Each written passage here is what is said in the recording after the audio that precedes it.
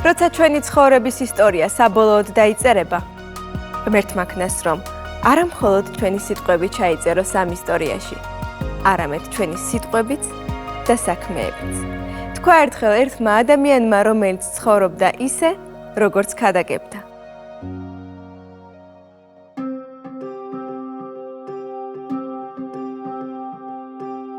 ჩარლზ ჰედონ სპერჯენი გახლდათ ინგლისელი ბაპტისტი მქადაგებელი, რომელსაც მქადაგებელთა მთავარს უწოდებდნენ.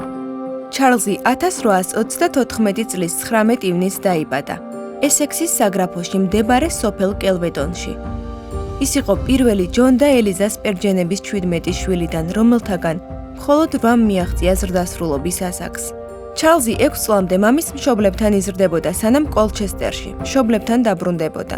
1844 წელს სპერჯენებთან სტუმრად მყოფმა მისიონერმა რიჩარდ ნილმა პატარა ჩარლზ უწინასწარმეტყველა, რომ ერთ დღეს ათასობით ადამიანს უქადაგებდა სახარებას. ჩარლზი ბავშვობიდანვე გამოირჩეოდა სერიოზულობით, გამბედაობითა და გონიერებით. ის პატარაობიდანვე პაპის ჯეიმს სპერჯენის ბიბლიოთეკის ხშირი სტუმარი გახლდათ და დაუოკებელი ინტერესით კითხულობდა პურიტანთა მიერ დაწერილ ლიტერატურას.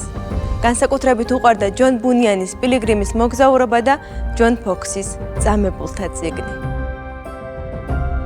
15 წლის ასაკში ჩარლზმა ნიუ-მარკეტის ანგლიკანურ სკოლაში დაიწყო სწავლა, სადაც ის არა მხოლოდ სწავლობდა, არამედ თავისზე უმცროს ბიჭებს ასწავლიდა კიდეც. 1850 წელს ჩარლზმა ერთ პატარა მეთოდისტურ ეკლესიაში მოინანია და მიიღო ქრისტე. ამის შემდეგ მალევე, მიუხედავად იმისა, რომ მისი მამა და პაპა კონგრეგაციონალისტი მქადაგებლები იყვნენ, ჩარლზი კემბრიჯში გადავიდა და ბაპტისტური ეკლესიის წევრი გახდა. კემბრიჯში ცხოვრების პერიოდში იგი სწავლულის, პროფესორის ასისტენტისა და მქადაგებლის როლებს ითავსებდა. პირველი ეკლესია, რომელმაც ჩარლზი ქადაგებისათვის მიიწვია 1851 წლის ოქტომბერში, იყო უოტერბიჩ ჩეპელი, სოფელ უოტერბიჩში. 1854 წლის აპრილში კი ჩარლზ სპერჯენი ლონდონის ცენტრალურ რაიონში, საუთვორკში არსებული ეკლესიის ნიუ პარკ სტრიტ ჩეპელის ხუცესი გახდა.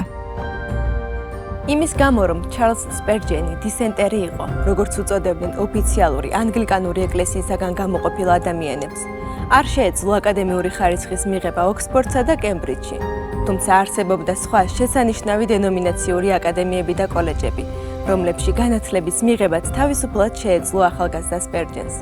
მიუხედავად ამისა, მან უარი თქვა ღვთისმსახურის ოფიციალურ განათლებაზე, თუმცა ის გამუდმებით კითხულობდა და დიდად განათლებული ადამიანი იყო.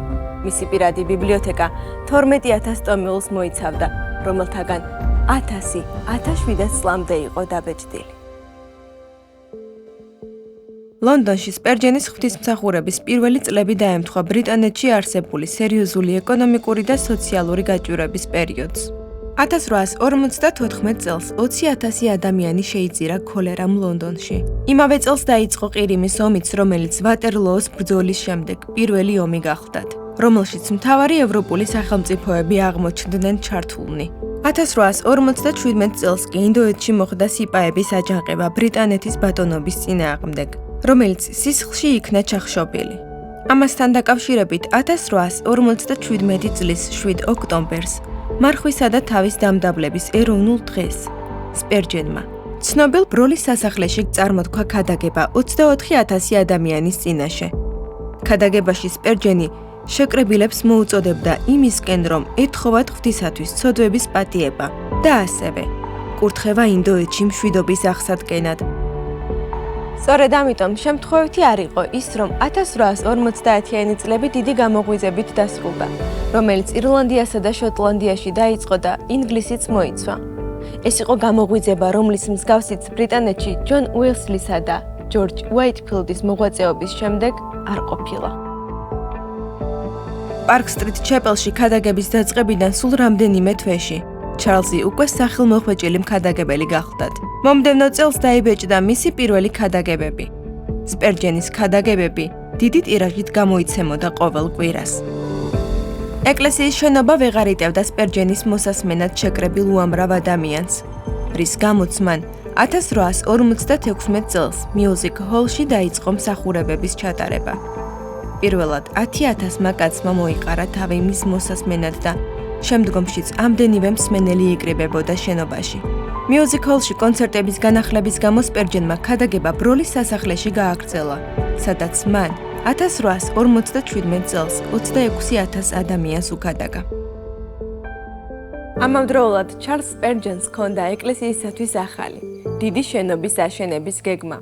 მან და მისმა მეგობრებმა ამისათვის სამხრეთ ლონდონის ის ადგილი შეარჩიეს, სადაც გადმოცემის თანახმად 1557 წელს 3 პროტესტანტი მორწმუნე დაწვეს სისხლიანი მერის მმართველობისას.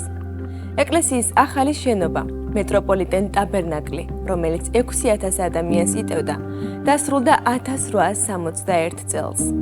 სულ 31,000 ფუნტი სტერლინგი დაიხარჯა ეკლესიის მშენებლობაზე, რაც ძალიან დიდი თანხა გახლდათ. თავად სპერჯენმა 5,000 ფუნტი სტერლინგი გაიღო, რაც მოგროვებული ჰქონდა თავისი ქადაგებათა კრებულებისა და წიგნების გაყიდვიდან. 1856 წლის 8 იანვარს ჩარლზი დაქორწინდა სუზან ტომპსონზე. წყვილს ტყუპები ჩარლზი და ტომასი შეეძინათ იმავე წლის 20 სექტემბერს. სუზანი ძალიან დიდი მხარდაჭერისა და ძალისწყაროდ იქცა ჩარლზისთვის. თუმცა მათი ცხოვრება არ ყოფილა იოლი. სუზანი 33 წლის ასაკში დაინვალიდდა და მთელი ცხოვრება ეტილს იყო მიჯაჭვული. ხოლო ჩარლზი დეპრესიასა და ფიზიკურ დაავადებებს ებრძოდა. მიუხედავად ცხოვრებისეული სირთულეებისა, სპერჯენი დაუცხრომლად განაგრძობდა შრომას. 1856 წელს მან ხუცესთა კოლეჯი დააარსა. უფასო სასწავლებელი ღვთისმსახურთა მომზადებისა და სწავლებისათვის. კოლეჯის დაარსებიდან 20 წლის განმავლობაში მისმა სტუდენტებმა 53 ახალი ბაპტისტური ეკლესია დააფუძნეს ლონდონში, რომ აღარაფერი ვთქვათ ინგლისსა თუ მთელ მსოფლიოში წამოწყებულ უამრავ მისიაზე. 1861 წლის 18 მარტს მრევლი ეკლესიის ახალ შენობაში გადავიდა. ეს იყო იმ დროისათვის ყველაზე დიდი ეკლესიის შენობა. 31 წლის განმავლობაში თავის გარდაცვალებამდე სპერჯენი კვირაში რამდენჯერმე ქადაგებდა. გარდა კოლეჯისა მან დააარსა მსახურებები მეძავებისათვის, პოლიციელებისათვის, ასევე ობოლთა 2 თავშესაფარი და 17 თავშესაფარის სახლი ქვრივებისათვის. ჩარლზ სპერჯენი მეგობრობდა ჯეიმს ჰადსონ ტეილორთან, რომელიც გახლდათ დამფუძნებელი საერთაშორისო ქრისტიანული მისიისა, ჩინეთის შინა მისია. სპერჯენი ფინანსურად ეხმარებოდა ამ მისიას და თავადაც ბევრი ადამიანი გაგზავნა ამ მსახურებაში მისიონერად. 1855 წელს ანონიმი ავტორი Vox Populi, ანუ ხალხის ხმა წერდა. მისტერ სპერჯენი ახალ ერას აყალიბებს, ანდა უფრო სწორად რომ ვთქვათ, იღწის ბუნიანის, უესლისა და უაიტფილდის ოქროს სტილის სასაღორძინებლად. იმ ადამიანთა, რომელთა მგზნებარე ენამჭევრობა ეხებოდა და ამხილებდა მსმენელთა გულებს. ადამიანთა, რომელიც თავიანთ მსგავს მოკვდავთაგან ქების მიღებას კი არ ესწრაფოდნენ, არამედ ყოველივეს ღვთის სადიდებლად იქმოდნენ. ჩარლზ სპერჯენი 1892 წლის 31 იანვარს 57 წლის ასაკში გარდაიცვალა. პოდაგრისა და თირკმელების დაავადებისაგან საფრანგეთის ქალაქ მენტონში, სადაც ის სამკურნალოდ იმყოფებოდა. სპერჯენის ნეშტი ლონდონში, უესტ ნორვუდის სასაფლაოზე დაკრძალეს. ჩარლზ სპერჯენმა თავისი 38 წლიანი მსახურების განმავლობაში მილიონზე მეტ ადამიანს უკადაგა სახარება, ხოლო 15,000 ადამიანი პირადად მონათლა. წარმოთქვა დაახლოებით 3600 ქადაგება და გამოაქვეყნა ბიბლიის კომენტარების და მოკლე შემგონებლური ტექსტების 49 ტომეული. მისი გარდაცვალების დროისთვის უკვე 56 მილიონამდე ეგზემპლარი იყო დაბეჭდილი 40-მდე ენაზე. ჩარლზ სპერჯენი რადიკალურად ეწინააღმდეგებოდა მონათმფლობელობას, რის გამოც არაერთი სირთულე შეექმნა. დაკარგა მხარდაჭერა სამხრეთის ბაპტისტებისაგან, იღებდა მუქარის წერილებს. ამერიკაში არსებული გამომცემლობები კი მისი ქადაგებებიდან იღებდნენ მონაკვეთებს, სადაც სპერჯენი მონათმფლობელობას აკრიტიკებდა. სპერჯენი ქადაგებდა გასაგებად. ის სოფლის მცხოვრებთა გარემოში გაიზარდა და არასდროს უგულებელყოფდა მათ, ვისაც საკმარისი განათლება არ ჰქონდათ. ის მარტივად და გასაგებად ელაპარაკებოდა მსმენელს. ხშირად იყენებდა ანეკდოტებსა და გონებამახვილურ გამონათქვამებს იმისათვის, რომ მსმენელი არ დაეკარგა ჭეშმარიტების შესახებ ქადაგებისას.